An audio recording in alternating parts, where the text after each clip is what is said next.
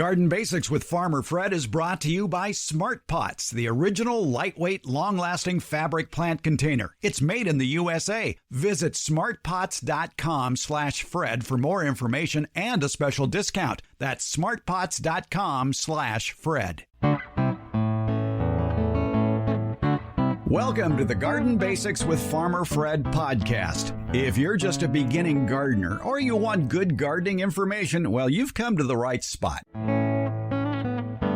The term gardening has many facets and many meanings. And as you might imagine, all gardeners are local too. So what are the gardening trends sweeping the country right now? And what can we look forward to as far as garden trends in the coming year? The Pennsylvania Horticultural Society has a pretty powerful magic 8-ball, and they're figuring out those answers. Today, as well as in the next episode of Garden Basics, we talk about the future of gardening in 2023 with Andrew Bunting, Vice President of Horticulture with the Pennsylvania Horticultural Society. And we'll find out about the big Philadelphia Flower Show coming up in March. We're podcasting from Barking Dog Studios here in the beautiful Abutilon jungle in suburban Purgatory. It's the Garden Basics with Farmer Fred podcast, brought to you today by Smart Pots and Dave Wilson Nursery. Let's go. This is the time of the year when you might be planning your 2023 garden. And maybe you're looking for a little bit of inspiration, looking maybe for something new to try, something along those lines. One place for inspiration is the Pennsylvania Horticultural Society. They have released their list of the top trends that gardeners can expect to see in 2023. And these trends are reflective of a growing popularity of several popular gardening practices that include taking into consideration the climate, new gardening ideas for the fall season, and of course, houseplants.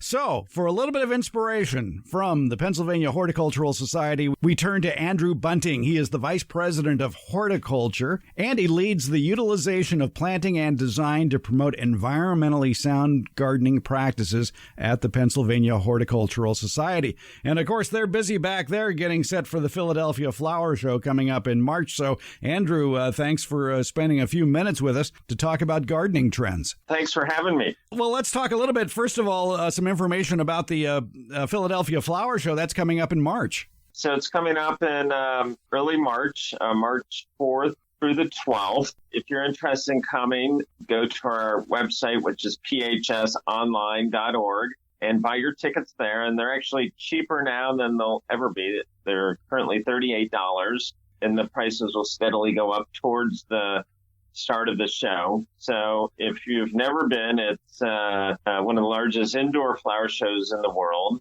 It's the longest running flower show in North America. For us, it's kind of the kickoff of spring while it's still late winter. I think for everybody in the Philadelphia area, going to the Philadelphia Flower Show does signify kind of the official start of spring in the Philadelphia area as well as the Mid-Atlantic. And for people who want more information, what's a good website to go to? Yeah, go to phsonline.org. All right. We'll have a link to that in today's show notes as well. Andrew, let's talk about some gardening trends that you foresee happening in 2023. People are very concerned about climate change in some parts of the country. Water is a big issue. Maybe working more in sync with nature. And this is right. all part of the gardening trends that you foresee for the coming year. Yes. So one of the trends that I think it has been happening and will continue is paying attention to global climate change, whatever that might be in your area. So in our area, we are seeing increased or longer periods of drought, kind of hotter, drier, longer summers, and also sometimes winters that are drier. So if we go into the spring or summer and we're already dry, that problem just gets exacerbated with hotter and drier conditions during the summer. So we're really promoting plants that can withstand those conditions. So they might be native plants that perhaps are already adapted to those conditions, or they might be non-natives as well. So, plants that we are playing around with, and I have some of these in my home garden, would be things like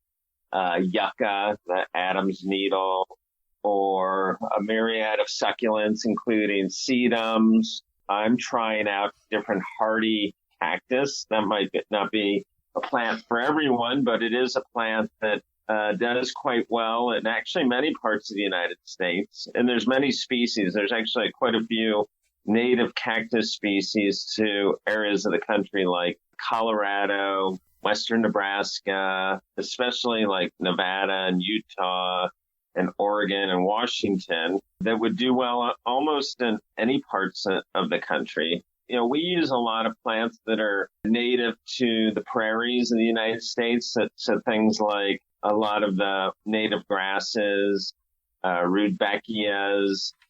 We have a program called the Gold Medal Plant Program where we actually look at plants that have ornamental attributes, ecological functions, are resilient, can be found in local nurseries. So if you're interested in that program, a lot of these plants that are good natives, water-wise plants, can also be found on that website, which you can also find at phsonline.org. So like you said earlier, I think it's really being mindful of whatever your local conditions are and how they might be trending and changing, and then trying to be more mindful about your plant choices. Yeah, and the plants you mentioned, especially succulents, are very popular here. Nurseries have a hard time keeping them in stock. Another trend, and we talked about this last year, is gravel gardens. Are those still popular back east? Yeah, so they're becoming more popular. I think it's an aesthetic that is maybe not new to people, especially on the East Coast, because we're not naturally an arid climate. I think in those parts of the country where it is already arid, like California or the Southwest or even Texas, places like that, a gravel garden aesthetically makes sense already. For us, it's a little bit of a change of how people might garden. But I put in a gravel garden in my front yard. So instead of lawn, I have my entire front yard as a gravel garden. I used to get people stopping by and asking me about my garden, but now I get a lot of people asking me about my garden and what I'm doing. And I've gone now through 3 years, and a lot of the plants are establishing. So I have things out there like the yucca and cactus and euphorbias and other succulents. But I also have plants like the threadleaf blue star, Amsonia hubrichtii, which has a long taproot, and that does well out there. I have a few ornamental grasses as well. I have the giant coneflower Rudbeckia maxima that also does well out there. Other than watering the plants to establish them in the first year, even in the most droughty parts of the year, I haven't done any watering. And the maintenance for a gravel garden is relatively simple. At the end of the season, you want to, you may leave things up for winter interest, but say in the end of the winter or subsequent early spring, you want to cut back everything and remove all the organic matter. The key is not to let any organic matter fall on the gravel and decompose into the gravel, because then it creates little pockets of soil. And it's in those pockets of soil that you might get weeds coming in. So over that 3-year period, if I've pulled a weed out of that garden, I don't recall doing that. I mean, you will get weeds sometimes where the gravel comes up the sidewalk, and maybe there's little vestiges of soil. But other than that, once established, pretty low maintenance. And I like the kind of the modern aesthetic of gravel gardening. Yeah, we did a deep dive on garden basics last year into gravel gardens. We profiled a rather extensive one back in the state of Wisconsin. Yeah. Actually, Jeff Epping is one of my colleagues, and he's actually called the gravel guru. And there was a New York Times article it was in May, and his garden was featured, or the gardens, because he has a home garden.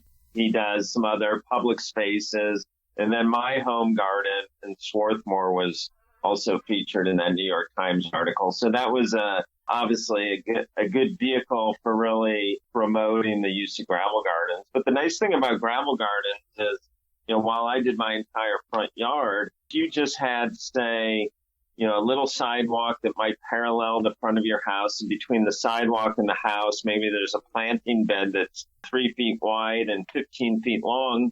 A space like that would be perfect for a small gravel garden. And while most gravel gardens are full sun, they're not exclusive to full sun. You can actually do a gravel garden in shade and just adapt the plants accordingly. Yeah, we'll have a link in today's show notes to that previous episode where we talked about gravel gardens and how to do it, so you can maybe try it for yourself. And probably out here, because of the intense heat in the summertime, doing it in part shade, especially afternoon shade, makes a lot of sense. Yeah, sure. All right, one of the gardening trends that the Pennsylvania Horticultural Society is promoting for 2023 is gardening with more ecological functions and basically surfing with nature, creating habitats for insects and birds, with special attention being paid to endangered species, putting in the plants that will attract them, basically the good bug and good bird hotels. Yeah, so that's, I mentioned earlier our gold medal program. One of the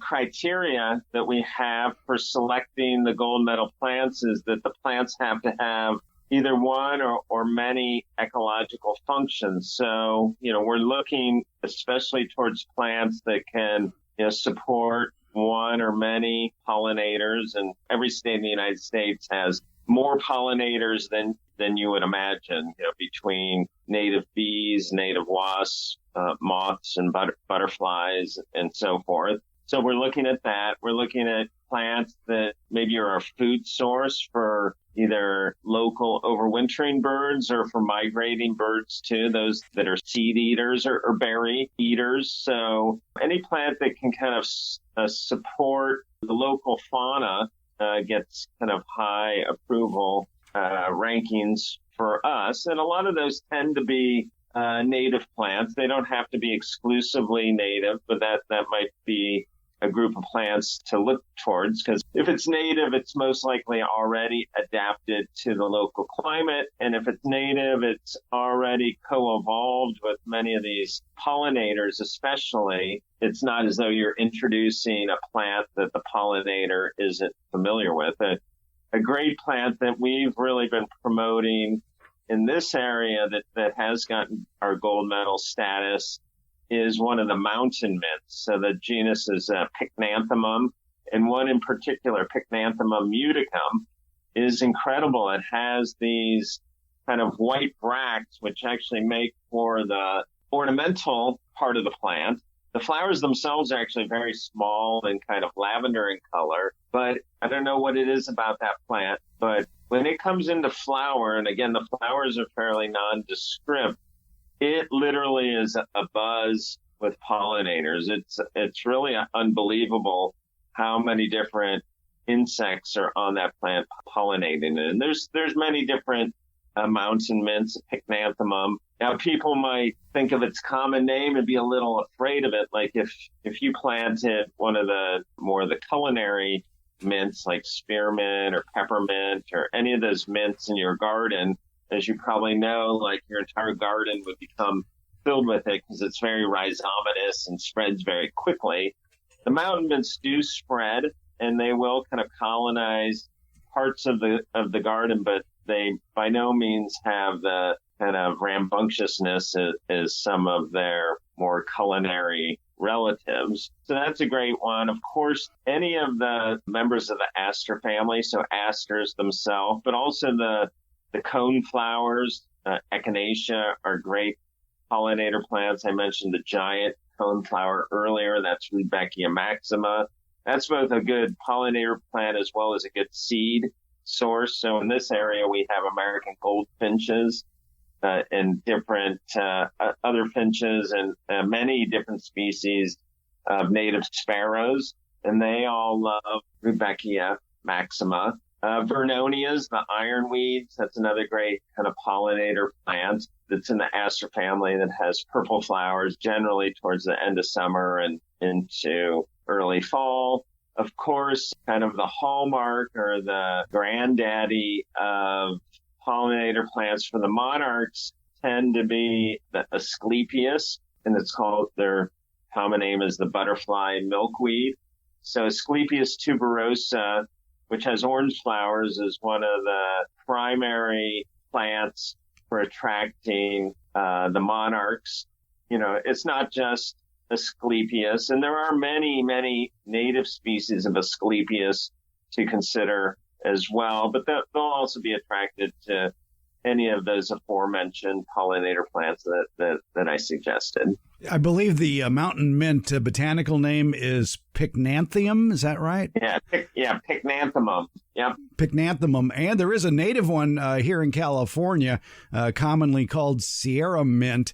And oh, wow. It should be one that should be considered for a garden. Yeah, I've grown maybe half a dozen Pycnanthemums or mountain mints, and they're all good for different reasons, especially their ability to attract a myriad of pollinators. And I suspect the one, your Sierra Nevada one, is probably falls into the same group where for whatever reason, it really is a host to many pollinators.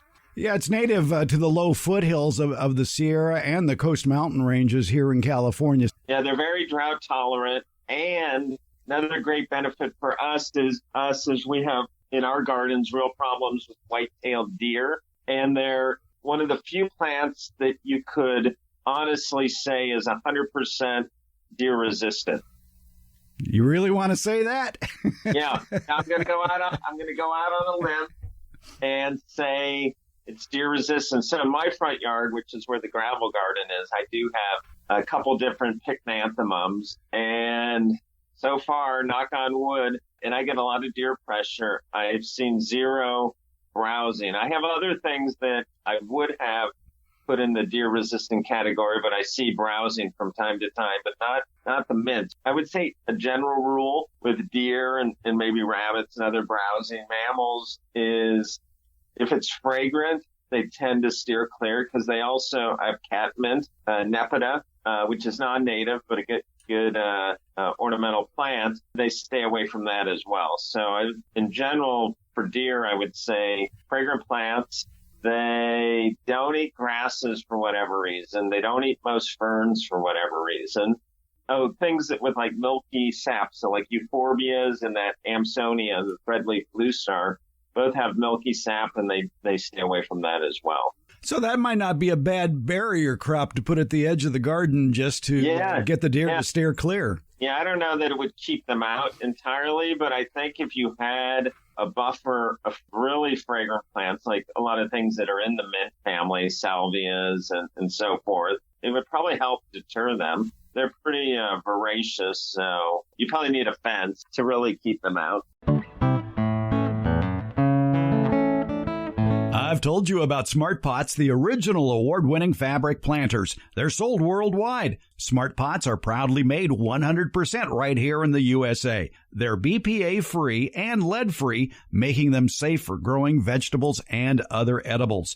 Well, the folks at Smart Pots have added a new product to their lineup, perfect for building the healthiest soil imaginable for your garden by composting. It's the Smart Pot Compost Sack, a large 100-gallon fabric bag that's lightweight yet extremely durable and lasts for years. It can hold 12 cubic feet of pure compost. This rugged fabric is entirely porous, containing many micropores that allow for air circulation and drainage. It's easy to start a compost pile with the Smart Pot Compost Sack. Just open the sack, set it on level ground, and start adding your compostable materials, grass clippings, vegetable peelings, coffee grounds, and more, as well as fallen leaves, straw, and shredded paper. Next, place the optional cover over the sack. That's all there is to it. Smart Pots are available at independent garden centers and select Ace and True Value hardware stores nationwide. You can find the location nearest you at their website, and you can buy it online from Smart Pots.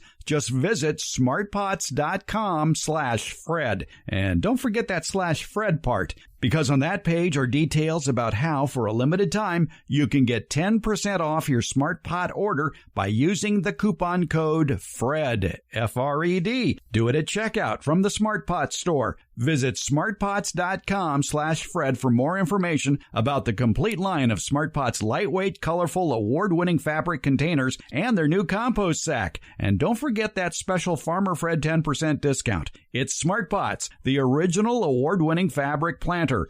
Go to smartpots.com/Fred. The weather may not be perfect for outdoor gardening right now, but it's perfect for planning your 2023 garden. Now's the time to plan the what and the where of what you want to plant for the future. And to help you along, it pays to visit your favorite independently owned nursery on a regular basis throughout the fall and winter just to see what's new. And coming soon to that nursery near you is Dave Wilson Nursery's excellent lineup of farmers market favorites, great tasting, healthy fruit and nut varieties. They'll already be potted up and ready to be planted. And we're also talking about a great selection of antioxidant-rich fruits, such as blueberries, blackberries, raspberries, goji berries, grapes, kiwi, mulberries, gooseberries, figs, and pomegranates. Wholesale grower Dave Wilson Nursery has probably the best lineup of great tasting fruit and nut trees of any grower in the United States. Find out more at their website, davewilson.com. And while you're there, check out all the videos they have on how to plant and grow all their delicious varieties of fruit and nut trees. Plus, at davewilson.com, you can find the nursery nearest you that carries Dave Wilson's plants. Your harvest to better health begins at davewilson.com. Let's get back to our conversation about 2023 garden trends with Andrew Bunting. He's with the Pennsylvania Horticultural Society, and he has tips on how to attract more birds to your yard and garden to help battle the bad bugs. There's a lot of great plants that attract a wide range of pollinators. We know that alyssum is now being used more and more in agriculture to attract beneficial insects to the farm. And they're great in the garden as well. Now, we talked about insects, but it's also, like you mentioned, it pays to attract birds to your garden as well. And that would include, I would think, and this sort of coincides with another one of your trends coming up for 2023, and that is for fall planting is to choose some with color or interesting fruits or berries. And there's a lot of plants that put on their best show producing berries in the fall and winter that can keep the birds around. Yeah. I think, fall as a season for a gardener sometimes gets overlooked because we're so concentrating on spring and summer. But fall, especially going into the winter, there are a lot of great plants with either, great fall color.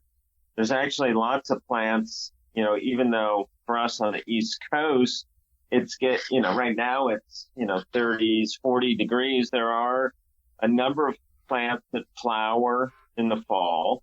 And then the fruiting plants are great because they kind of serve two purposes. They are a food source for those birds that stay around for the winter, things like robins, American robins in particular, but there are quite a few other birds that are here for the winter, and that'd be true of any part of the country where the birds are not migrating to more southern destinations. You want to keep both a fruit source for those birds that eat fruit, and then the seed sources like echinaceas and rudbeckias and so forth for the seed eating birds.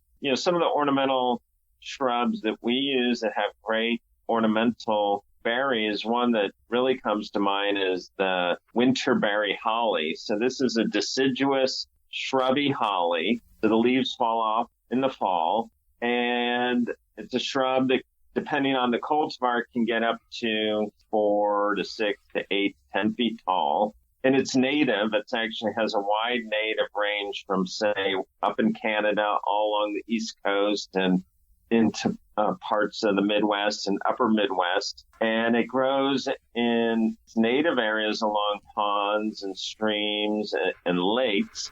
And there's several cultivars that just become laden with fruit from the middle of September all the way to the middle of March. Occasionally, some flocks of birds will come through, catbirds, robins, maybe cedar waxwings, etc., and eat the fruit. But generally, the fruit stays on for the winter and provides incredible winter interest. There's one called Winter Red that has great kind of shiny red fruits. There's one called Winter Gold. It's really more of a salmon orange fruit than a gold fruit. The thing to be mindful of any hollies is they're dioecious, which means there's male plants and female plants. The female plants have the fruits or the babies, and the male plant, you need one, just one in close proximity to all those females to pollinate or fertilize the female flowers. So for us, like Winter Red and Winter Gold, there's a cultivar, there's a funny name called Southern Gentleman that's the best pollinator. I know that there's, again, funny names. There's a female winterberry holly called Scarlet O'Hara. And of course, the male pollinator is Rhett Butler. Of course, yes. And you can find out online what the best pollinator male is for these different hollies. But it's just something to keep in mind. Like if you have a holly and you're wondering why, whether it's a deciduous or evergreen holly, why it doesn't have any fruit, it's probably because there's not an appropriate male within close enough proximity. But some other plants for good fruiting, fall interest, chokeberries, aronia, which is a good food source. It's actually being promoted as a human food source. So the black chokeberry, aronia, melanocarpa. There's one called Viking. One that I like a lot, which is part of our gold medal plant program, is aronia arbustifolia brilliantissima, which has covered more berries kind of on top of the plant versus down the stems like on the winterberry holly. But that's a great one for, I would say, late fall, early winter. The fruits don't last all winter long like the winterberry holly, but that's another good one. And that's also, both of those species are U.S. natives. Here in California, one of our favorites for winter berries to keep the birds happy is the toyon, also known as the Christmas berry, because it has beautiful red berries in the month of December. Heteromeles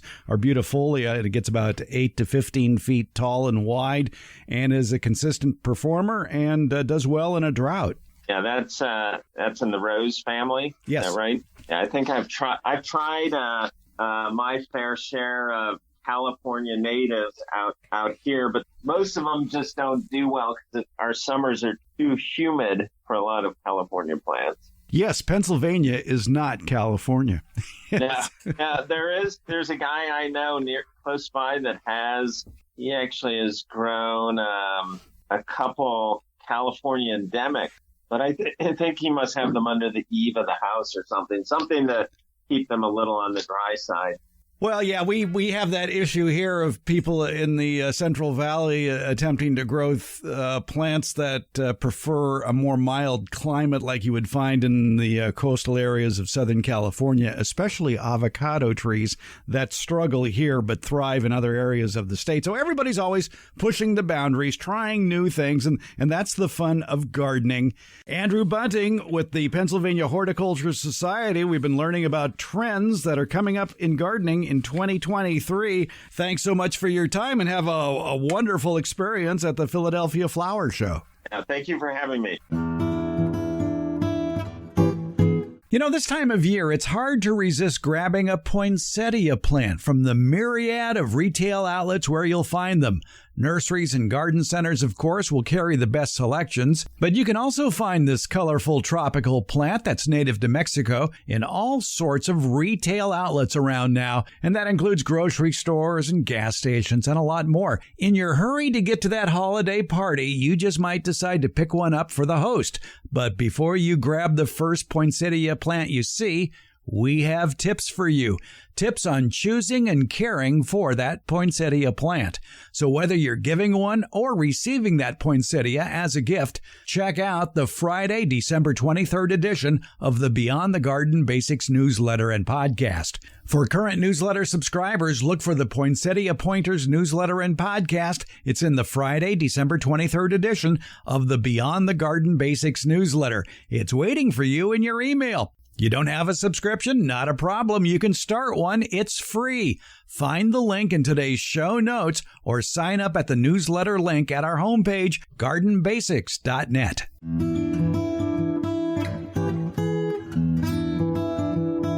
The Garden Basics with Farmer Fred podcast comes out once a week on Fridays. Plus, the newsletter podcast that comes with the Beyond the Garden Basics newsletter continues, and that will also be released on Fridays. Both are free, and they're brought to you by Smart Pots and Dave Wilson Nursery. The Garden Basics podcast is available wherever podcasts are handed out, and that includes our homepage, gardenbasics.net. And that's where you can also sign up for the Beyond the Garden Basics newsletter and podcast. That's gardenbasics.net, or you can use the links in today's show notes. And thank you so much for listening.